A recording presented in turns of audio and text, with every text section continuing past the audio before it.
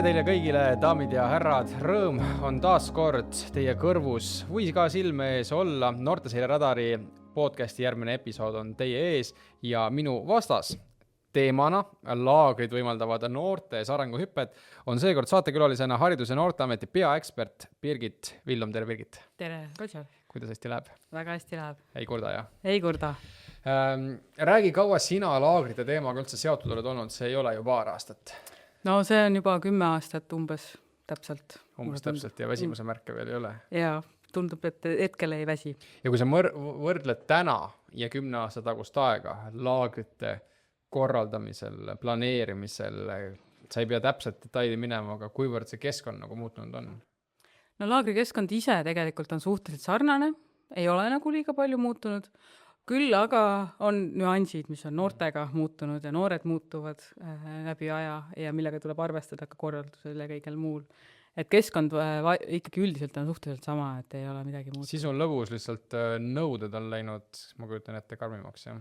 Just korraldajale või? Ei ütleks, just viimasel ajal on vastupidi, et nõudeid leevendatakse. Ja kui me räägime rahast, aastatega tulnud juurde, jäänud vähemaks? Pigem on jäänud vähemaks üldpott ja laagri hinnad lähevad noortele ikkagi oluliselt kallimaks. Et selleks, et laagris osaleda, siis tänapäeval see on natuke juba privileegi moodi või? Kahjuks küll, et päeva maksumus läheneb 50 eurole. Oho. Et see on juba... Nädal aega tahad osaleda 350 eurot. Absoluutselt. Pluss transport sinna, võib-olla lapsevanemal riided, kõik muu vajalik. Ja... Täpselt nii. No vot, nii et need noored, kes tänasel hetkel kasvavad ja 10+ aasta pärast räägivad, et käisid laagris, eks ole, siis saame mõelda ainult, millised kulutused tegelikult sinna alla läksid. Aga kui nüüd nagu lihtsalt rääkida, unistades võib-olla, siis täna 10 aasta pärast jällegi me ju ei eelda ilmselt, et see olukord on selles mõttes paremaks läinud, et odavamaks või lihtsamini kättesaadavamaks lapsevanemale. Pigem nagu, ütleme, et see on ikkagi vaja planeerimist ka täna 5 aasta pärast, et oma laps laagrisse viia.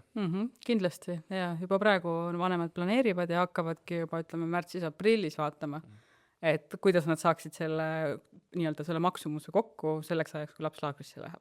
Et õnneks laagrid tulevad vastu ka selle koha pealt. Väga hea. Mu esimene selline suurem punkt, mis kirjas on laagrite roll noorte arengus. Ja me ju kõik soovime seda, et iga lapse, iga noore areng oleks mitmekesine, mitmekülgne, ta saaks erinevatest valdkondadest neid kogemusi, mis annab kaasa sellele, et ta tulevikus teaks, mis tal meeldib, mis talle ei meeldi, teha lihtsamini valikuid. Aga sinu hinnang või arvamus, miks on laagrid oluliseks siis täiendavaks arenguvõimaluseks ühele noorele inimesele, miks seal võiks osaleda, kui perel see võimalus on? No kindlasti laager annab sellise sotsiaalse dimensiooni juurde, mida ükski teine keskkond ei anna. Sa oled seal nädal aega teiste lastega koos, tõenäoliselt ühes toas, mida tavaliselt ei juhtu võib-olla, kui sa kodus oled üksinda toas, on ju. Sa pead arvestama teistega, sa pead ise enda päevakava ja päevarütmi hoidma vastavalt sellele etteantud kavale, ise hügieeni hoidma, mida mõnigi laps teeb esimest korda elus, on ju, laagris just täpselt. Et see annab nagu nii palju selliseid erinevaid aspekte juurde, mida sa kodust ei saa ja ka koolist ei saa, sest koolist sa lähed õhtul koju, teed oma koduseid toimetusi, võib-olla käid trennis, aga laagris sa oled nädal aega ikkagi teatud grupi inimestega ühes nii-öelda kindlal territooriumil ja sa pead nendega arvestama, nendega koos tegevustes osalema, sa ei saa seal mitte suhelda, sa pead seal nagu nii-öelda kaasa lööma aktiivselt ja see keskkond ise julgustabki seda, toetabki seda, et sa peadki seal tegutsema ja seal oleks imelik, nii-öelda nagu noored ise ütlevad, et kui ma ei teeks midagi. Ehk siis me räägime sellisest sotsiaalsetest oskustest enimene, mis võivad areneda ühes noores, kui teil on võimalik laagris osaleda. Aga mis roll on laagri kasvatajatel noorte arengu toetamisel? Kas me saame öelda, et natukene see on selline, et viskad sinna supipotti justkui selle noore ja segad natukene ringi ja need oskused tekivad sellel noorel ise eeldusel, et tal on pealakkamist ja julgust, et ise natukene sotsialiseeruda, või me räägime ikkagi sellest, et pigem laagrikasvataja väga suur roll ja panus on see, et astuda see esimene samm, olla see esimene partner, olla see esimene tugilüli selleks, et noor üldse saaks, ütleme siis nii, kookonist liblikaks muutuda. jah, pigem see teine variant, et see kasvataja, ta loob jah tingimused, ta loob selle toetava keskkonna, ta püüab tõesti noort julgustada, et ta saaks nii-öelda osaleks mingites tegevustes, kus ta võib-olla muidu ei julgenud osaleda. Ja ta püüabki aidata ka noore läbi mõelda seda, mida ta seal laagris üldse võiks saavutada, mis on need tema enda eesmärgid ja pärast ka mõelda, et kas need eesmärgid said täidetud, ehk siis reflekteerida ja mis teeb mitteformaalsest õppimisest. Õppimise ongi see reflektsioon. Ja see on üks kasvataja suurimaid rolle. Ja teine asi loomulikult on see korralduslikult seal vaadata, et laps läheb õigel ajal õigesse kohta ja nii edasi, aga see on ikkagi tugi pigem. Et jah, ühesõnaga. Laagri korraldamise oskus, ütleme kogu see logistika ja lisaks siis reflektsiooni tegemise oskus ja noortega suhtlemise oskus, aga mis need mingisugused pädevused ühel laagri korraldajal või laagri kasvatajal spetsiifilisemalt siis olema peaksid, et teha selline tulemuslik, noorte jaoks kasulik laager? No kõige olulisem oskus on tõenäoliselt see, kuidas luua noorega üldse kontakti, et saavutada sellist tähenduslikku sidet, et see noor üldse tahab temaga suhelda, ehk siis, et kasvataja peab olema väga hea suhtleja kindlasti, et ta loob noorega selle kontakti ja läbi selle siis tegelikult uurib ka välja, mis on noore huvid ja hakkab teda vaikselt liigutama selles suunas, et ta siis saab oma neid nii-öelda oma unistusi täita või oma eesmärke täita, eks ole. Ja loomulikult on igasugused korralduslikud asjad sa juba mainisid, aga ütleme, see kontakt on kõige tähtsam. Enesekehtestamisoskus kindlasti peab olemas olema, et noored tunneksid, et kõik on kontrolli all, kõik on turvaline, aga samas, et ma saan temaga ka suhelda nii-öelda, et see balanss on vaja seal vahel leida nii-öelda. Ja kui ma mõtlen laagrite peale, siis minul on olnud au ainult ühes laagris oma elus osaleda nooruspõlves. Ma ei mäleta, mis laager see oli, ma ei mäleta täpselt, kus see oli. Ma tean, et see oli kuskil Peipsi läheduses, ma tean, et see oli minu vaatest, kes ma olen Haapsalu poiss, väga kaugel, kuhu oli vaja sõita ja suure hurraaga minnes tekkis ka mul, ma arvan, et ma olin selline 10 tuurist suure tõenäosusega, kui ma seal käisin, see koduigatsus ja kõik muu on, aga kuna ma olen olnud noorest saati selline õrn sotsiaalne liblikas juba pigem nooremast east, mille ilmselt tegi nagu minust peotants, kus oli vaja silma paista, siis ma mäletan tõesti enda laagri kogemuses see, et mis oli väga positiivne, oli ainuüksi see, et ma saan nagu suhelda niivõrd palju eriilmeliste inimestega, keda võib-olla 5 aasta pärast avastad kuskilt, minu puhul kui sotsiaalmeedia alles siis hakkas arenema, avastad kuskilt tolleaegselt, ma ei tea, Orkutist või Reidist või kuskilt mujalt, et tegeleb nüüd sellise asjaga või et me käisime koos laagrist, oli hoopis selline inimene. Küll aga kui ma nüüd sinuga siin arutan, ma mõtlen selle peale, et siis kui mina käisin, ma ei mäleta väga palju sellist just nagu reflekteerimist ja praegu nüüd küsimus sulle sellest pikast monoloogist, et kui nüüd noor käib laagris ära, siis kas või kes üldse peale seda mingite kuude või poole aasta lõikes tunneb huvi, et mis sellest noorest edasi on saanud ja mis kasu talle see laager andis? No ütleme, tagantjärgi sellist tagasisidet küsitakse, ütleme, laagri korraldajad küsivad vanemate käest, vanemad siis küsivad oma laste käest ja üldjuhul seda peaks olema ikkagi. See on juba puhtalt sellepärast, et kõik tahavad ju oma laagreid paremaks teha ja kui nad saavad tagasisidet, siis saavad selle põhjal teha. Sellist nii-öelda tagantjärgi mõju-uuringut hetkel ei tehta. Et praegu me uurime seda, mis on laagris toimumise ajal muutunud, sest see on asi, mida me saame palju käega katsutavamalt mõõta.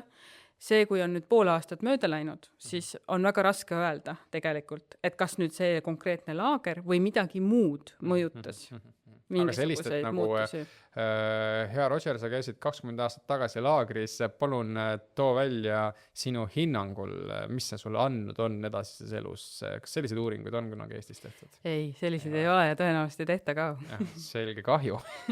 Võib-olla viskasin õhku universumisse ühe mõtte, et kunagi keegi tahab teha, et laagrite mõju hinnata pikaajalist, aga kuna me siin laagrite mõju hindamise teemal juba sujuvalt oleme, siis kui pikalt üldse laagrite mõju hindamist on läbi viidud ja kui paljud ning millised laagrid selles protsessis osalevad? Me hakkasime selle plaaniga pihta tegelikult aastal 20. Me saime piloteerimise nii 22, sest vahepeal tuli COVID ja see kõik jäi pausile, aga nüüd siis on 23, 22, 23, 24, 25, 4 aastat siis põhimõtteliselt tegelikult on seda mõjuhindamist tehtud. Kuskil 5-7 laagrit aastas osaleb, eelmisel aastal oli 6 näiteks, noh nii, et siis võib öelda, et kuskil selline mille järgi neid valitakse? Nad ise avaldavad soovi, nad ise pakuvad välja, et nemad tahaksid osaleda ja nende see motivatsioon eelkõige ongi see, et nad saaksid nii-öelda siis oma programmi paremaks teha, kuna nad läbi selle saavad vaadata nii-öelda, mis siis on need, mis noores muutub võib-olla on ju, ja mis on need pädevused, mida nad soovivad arendada ja mida noored on arendanud ja siis panna need kõrvuti ja vaadata, võrrelda nii-öelda, et mis me siis tahame saavutada ja mis me oleme saavutanud ja kui need on nihkesed, siis äkki peaks midagi kuskil muutuma.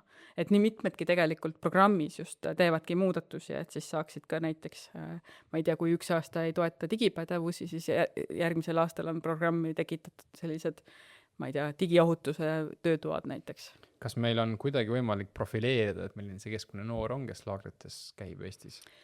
Vot see on väga raske küsimus. 7-16, jah, seda ma saan välja tuua. See on selline tavapärane vanus, kus noor laagris käib. Ta on üle Eesti, kõik maakonnad on esindatud, võib-olla vähem saartelt. Okay. Noh, saartelt tulles loomulikult praamipiletid, ühistranspordipiletid, kõik muu on kulukam, eks ole. Aga muus osas on väga raske tuua välja mingisugust sellist karakteristikut, et nii, jah, ta on nüüd üliaktiivne või et ta ei ole üldse aktiivne, sest et seal on tõesti seinast seina. Väga, väga erinevaid noori. Et kuskil, ütleme, riigi toel, kui umbes 30 000 käib laagris, siis sealt 2000 umbes on kas haridusliku erivajadusega, mingisuguse muu erivajadusega, ehk siis ta on mingil moel erinev, olgu ta siis suurest perest, olgu ta siis asenduskodust, olgu kust iganes, et neid võimalusi on nagu palju erinevaid. Tavanoori siis ehk siis nii-öelda selles kontekstis on kuskil 28 000 on ju, keskelt läbi, et noh, sealt nagu leida seda ühtset nüüd, et see on nüüd keskmine on väga raske. Noh, kõige rohkem noori osaleb Harjumaalt, aga see on ka loomulik, sest elatustase on kõrgem, eks ole, et sul on siis võimalik ka rohkem võimaldada tõenäoliselt. Sa rääkisid põgusalt saartest, eks ole, et kas ja kui palju siis saartele selles mõttes eraldi tähelepanu pööratakse, et nende logistiline kulu ei oleks niivõrd suur, et siis laagrid võiks rohkem saarel olla, et need noored saaksid sealt poolt rohkem osaleda? No on korraldajad, kes püüavad teha seal saartel ka, aga ega seal ei ole liiga palju ka häid baase võib-olla, kus neid laagreid kannataks teha selliselt, et see tasuks ka ennast ära. Et just need kõik võimalikud kulud, mis tulevad selle laagrikompleksi rentimisest ja kõigest muust, et siis see on nagu kõige suurem komistuskivi ja nüüd ega meil liiga palju neid laagreid seal saartel ei ole. Et Hiiumaal paar vahetust tehakse, 2 vist, kui ma isegi õigesti mäletan, sellel aastal vähemalt. Et need on sellised väiksemad, kompaktsemad laagrid ja nemad saavad seda kuidagi paremini endale võimaldada, aga üldiselt on jah, üsna keeruline. Viimane mõjuhindamiste tulemuse info pärineb siis 2025 aastast, eks ole. Mis sealt kuidagi välja joonistus enim? Ütleme, need tulemused on läbi aastate olnud suhteliselt sarnased. Ikkagi eelkõige kõige rohkem arenesid suhtlemisoskused, uute sõprade loomisoskused, füüsiline aktiivsus kasvas. Et need olid sellised klassikalised asjad, mida noored tegelikult ise ka tähele panevad juba aastast aastasse nüüdseks on ju.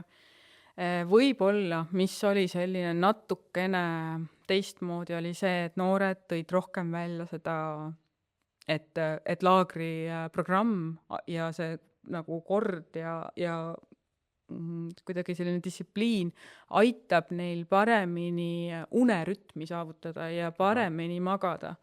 Et telefone pole ju üldiselt on ju, on vähesed laagrid, kus on need telefonid olemas, aga tõesti hästi nagu piiratud ajal võib-olla, või siis on programm niivõrd huvitav, et ei ole vaja lihtsalt telefonis olla näiteks. Siis jah, nüüd ühesõnaga see päevakava just soosibki seda, et sa lähed samal ajal magama, sa sööd õigetel aegadel ja su veresuhkur ei lange vahepeal, sul ei teki mingisuguseid nii-öelda energia allaminekuid vahepeal, sa jõuad kaasa teha peale lõunat on väike siesta, on ju, saad puhata ja siis jälle peale lõunat edasi, on ju, ja kuni õhtuni välja ja siis õhtul juba, ongi normaalne, et lähen teen oma hügieenitoimingud ära ja lähen magama ja jään magama ja hommikul ärkan enne äratuskella. Et see on nagu noorte jaoks olnud nagu väga suur asi, et ütleme 3-4 päeva tegelikult ja juba hakkab see asi paika minema. Mul tundub, et ma peaksin ka laagrisse uuesti siis minema, et see paika saada. Just, seal läheb kohe kõik paika, ka kasvatajana võin öelda, et kõht hakkab minema täpselt õigel kellaajal tühjaks. Kui palju, või kas on võimalik välja tuua, et kui palju nendest iga-aastast osalejatest on korduvkäijad versus esimest korda käijad? Seal sa mõtled just mõju hindamise kontekstis. Ütleme niimoodi, et 1/3 on esmakordsed, nii jämedalt öeldes, ja siis 2/3 on need, kes on juba mitmendat korda. Aga ütleme niimoodi, et mõju hindamise kontekstis liiga suuri erinevusi ei ole tulemuste mõttes, nagu, et mis siis on arenenud. Võib-olla, kui ma nüüd nagu hästi hoolega mõtlesin nagu selle küsimuse peale enne juba, et kindlasti see tuleb, siis ütleme, et see esmakordsed saavad sellise baasi, sotsiaalsed oskused, sõprade leidmine, füüsiline aktiivsus, ehk siis 3 sellist peamist asja. Ja siis, kui sa juba käid mitmendat korda, sulle tuleb sinna juurde esinemisjulgus, empaatia, sellised pehmed väärtused nii-öelda veel lisaks juurde. Et see vahe võib-olla on, aga muus osas on ikkagi suhteliselt sarnane. Räägime siis korra nendest noorte oskustest natuke spetsiifilisemalt ka, sa oled väga palju välja toonud suhtlemisoskust, aga räägime võib-olla füüsilisest aktiivsusest natuke rohkem, et siin aasta-aastalt on erinevad uuringud näidanud, et esimesse klassi minevate laste senine nagu liikumise harrastus või liikumine üldse on pigem kehvem või vähemasti võiks olla parem, on väga ilmselt korrektne üldine termin. Ja ega kui me vaatame ka täiskasvanu, siis ka nii noorte kui täiskasvanute seas rasvumise protsent ei ole midagi, millega võiks nagu rahul olla, ma arvan, ühiskonnaga tervikuna. Nii et ma saan aru, et siis tänasel päeval, kas võib nii öelda, et laagrid panevad rohkem rõhku noorte füüsilisele aktiivsusele ja kui jah, siis mis see siis tähendab selle laagri kontekstis, et kas nad nagu jooksevad rohkem või leitakse erinevate, ma ei tea, spordialade kombineerimist põnevate harjutustega või kuidas see välja näeb? No ütleme niimoodi, et sellised füüsilisi aktiviteete on kõikides laagrites, absoluutselt kõikides. Olgu ta siis vähemal või rohkemal määral igal juhul on ja kui laps laagrisse läheb, siis tema see füüsiline aktiivsus tõuseb juba puhtalt sellepärast, et ta kodus istub telefonis, tal ei ole vaja välja minna, sest et kõik suhtluse ja kõik saab ära teha ju telefonis. Ja väga paljud lapsed ütlevad ka, et kahjuks nad nagu kodus ei käi õues. Nad käivadki, kui nad tulevad laagrisse, siis nad saavadki õue minna, mis on selles mõttes väga kurb. Tore, et nad laagris vähemalt saavad siis välja minna, aga jah, ühesõnaga. Aga tulles tagasi selleni, et mida see siis tähendab, see on see, et nad, ma ei tea, näiteks võtame kas või teevad maastikumängu, on ju. Paned sinna ajafaktori juurde, nad hakkavad ise jooksma. Sa võib-olla ei olegi ette näinud seda, et nad peaksid hakkama kuidagimoodi nagu kiirustama, vaid lihtsalt, et me tahame esimesena saada ja nad hakkavad jooksma ise. Et sa ei pea nagu sundima mingiteks asjadeks noort, vaid kui sa teed selle talle piisavalt huvitavaks, põnevaks, väikse võistlusmomendi juurde, siis noor tahab ise liigutada.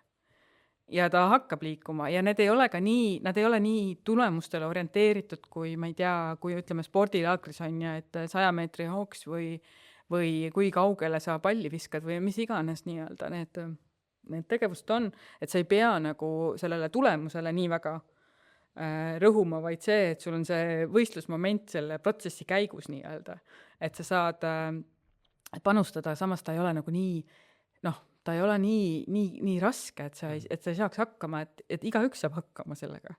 Et sa ei pea ju jooksma seal 20 kilomeetrit, vaid piisab sellest, et sul on päevas, ma ei tea, 5 aktiivset tegevust ja need on lõbusad ja sa saad seal väikse võistkondliku sellise kambavaimu, mis omakorda toob nii-öelda paneb noore pingutama. Et seal ei ole palju vaja tegelikult. Vahepeale mis vanuses noored meil kõige rohkem laagrites üldse osalevad? Ongi 7-16. Kas sealt on nagu spetsiifilisemalt ka võimalik minna või? Sa mõtled nagu, et väiksem vahemik? veel väiksem vahemik. No kõige rohkem on 7 kuni siis võib-olla 12. Ehk siis kooli esimene aste. Jah, esimene kooliaste on kõige rohkem, jah, just. Ja kui me räägime siis nagu üldpädevuste omandamisest laagri kontekstis, siis millised need mingid konkreetsed positiivsed näited on, kuidas üldpädevusi noortele arendatakse laagrite läbi?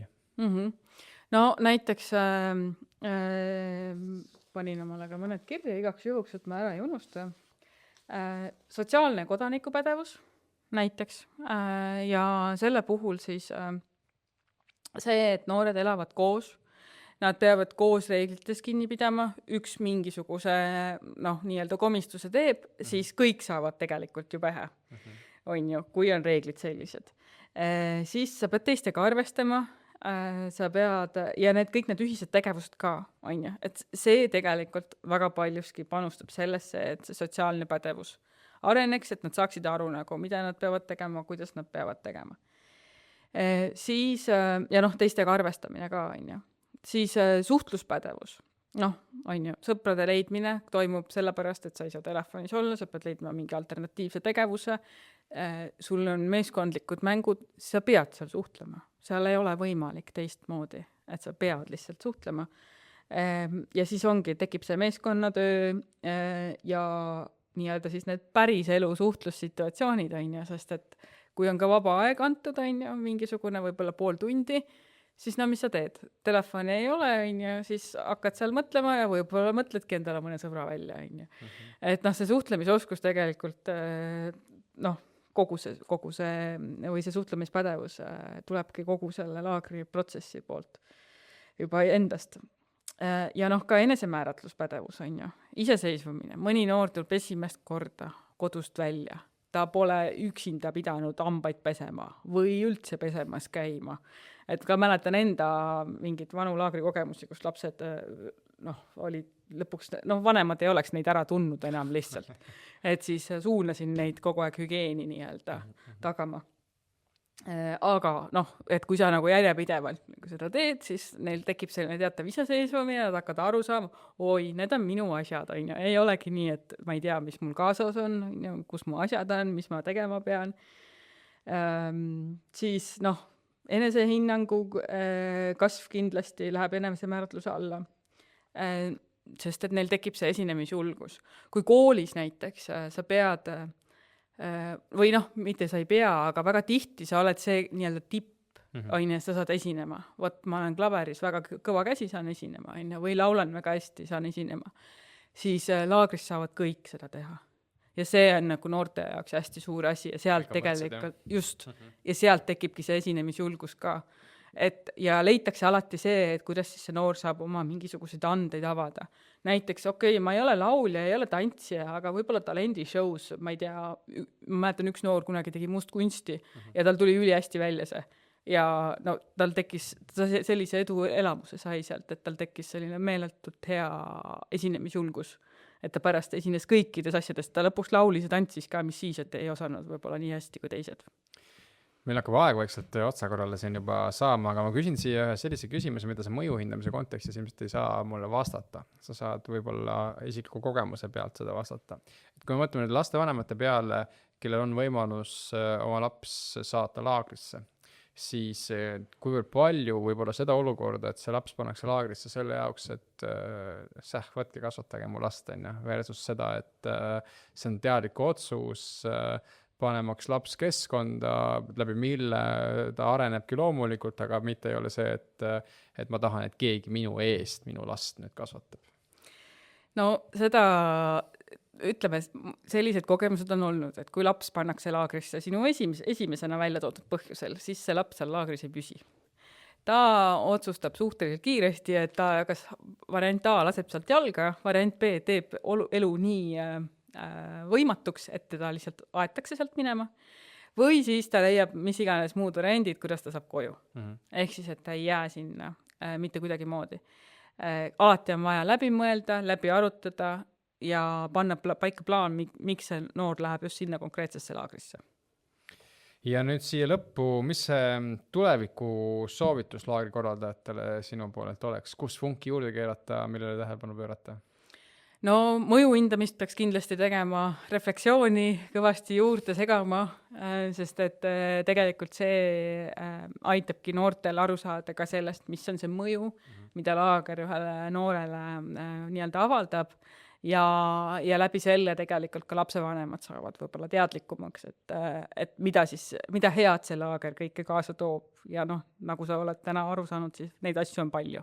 Neid asju on tõesti palju, aga kui nüüd keegi meid kuulab ja tärkab metsik huvi laagrite vastu, mida võib-olla seni ühel või teisel põhjusel ei ole olnud, siis mis allikatest või kust kohast seda lisainfot võiks saada?